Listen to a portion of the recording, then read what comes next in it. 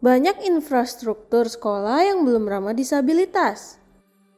Ketua Komite Nasional Indonesia untuk Program MOS UNESCO yang juga peneliti utama Pusat Riset Politik Badan Riset dan Inovasi, Tri Nuke Pujiastuti mengatakan komitmen pemenuhan hak terhadap penyandang disabilitas di kementerian atau lembaga belum sepenuhnya ramah kepada disabilitas. Ia pun menyoroti pemenuhan akses dasar pendidikan bagi penyandang disabilitas. Satu kasus akses pendidikan, karena itu menjadi akses dasar. Itu ternyata masih terlalu banyak yang tidak mendapatkan kesempatan, ujar Nuke. Menyebut pada kenyataannya banyak infrastruktur di sekolah yang tidak ramah untuk penyandang disabilitas. Kementerian Pendidikan dan Kebudayaan, kata Nuke, mengakui banyak sekolah yang infrastrukturnya belum ramah untuk penyandang disabilitas.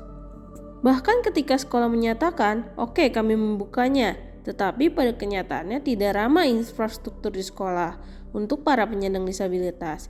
Ini diakui oleh Kemendikbud sendiri betapa masih banyak sekolah yang infrastrukturnya belum ramah disabilitas.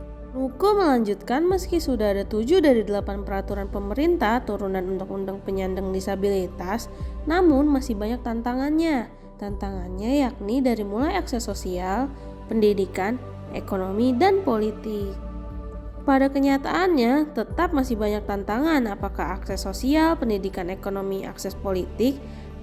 Bahkan ketika kita perhatikan regulasi-regulasi yang ada, yang dikeluarkan pada level permen, karena itu harus ada turunannya dari PP kemudian permen, ucap dia.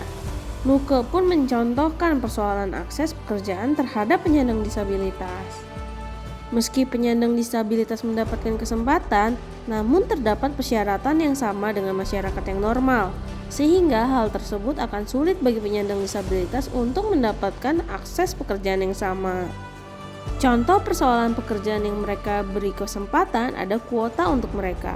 Tetapi ketika persyaratannya itu disamakan persis, itu artinya tidak ada afirmatif regulasi maupun kebijakan di dalam upaya mereka bisa mendapatkan akses, sebagaimana layaknya warga negara, katanya. Tak hanya itu, ia juga menyoroti akses politik untuk penyandang disabilitas yang dinilai belum ramah. Menurut Nuke, hal tersebut harus dipikirkan agar para penyandang disabilitas bisa mendapatkan akses dan dapat menjadi pemilih yang aktif di pemilu 2024 mendatang. Kalau kita lihat nanti 2024 ini pasti akan jadi suatu masalah ketika tidak ada afirmatif kebijakan atau mulai dari regulasinya sampai diturunkan pada kebijakannya.